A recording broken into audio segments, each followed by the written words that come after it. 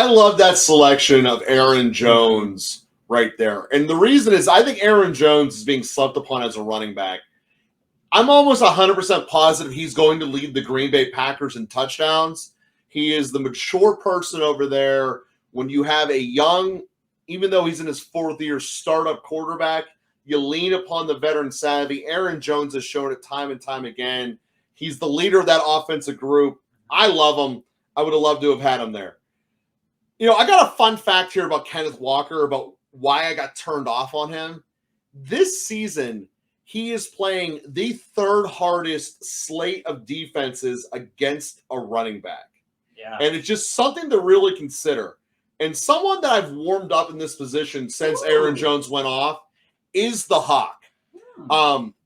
If you look at the Hawk stats, after he went to Minnesota, he was undisputably the second best tight end in the NFL and the only one close to Kelce. So I believe Hockenson, if anyone's going to take Kelce's crown, it's going to be the Hawk, because when you got rid of old man Thielen, he's naturally going to absorb those catches, and I don't believe in rookies being valuable contributors. He's the number 2 option on a team that only throws the ball. By the way, they got rid of their running back. Yeah, that is a tricky situation there. When it comes to the 4th round, there's a lot of interesting things happening, Joe. Mm-hmm. You have players that both of us are down on due to a couple different reasons in Breece Hall and Travis Etienne. Debo. I took Breece Hall there just because once you take a look at what's coming after it, you're about to hit a dead zone of players that you're either going to, if you went all wide receivers pretty early, you're going to be taking a bunch of guys that are either hit or miss. Mm-hmm. And you have to hope that you hit on maybe 1 or 2 of them. Whereas you look at your team and the other team there, both taking a positional player that's not a running back or a wide receiver in the 4th round, and then taking 3 solid starting running backs in the first 3 rounds. Mm-hmm. And then you look at that and you juxtapose it to teams that have taken 3 starting wide receivers. And I think it's going to be interesting to keep your eyes on that as you go forward in the draft, because how those teams construct, you might see some of them start to rush on a couple different players. Yeah, so where I was at there, to your point, Bob, is not having a receiver on my team. This is the neighborhood where I start looking around and seeing people I like. The 4th round, I don't like the Cooper. I don't like Allen. I don't like Hopkins. But when we start getting into McLaurin, who I think is going to outperform them, Drake London, we can't keep talking up enough. Those are 2 guys that I think are really valuable. Judy's in that list as well.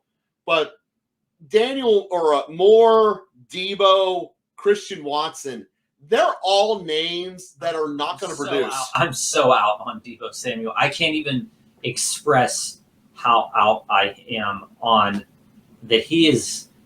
He was valuable because you got him at a very good price when he had his best season. Mm-hmm. And he has not replicated those numbers since then.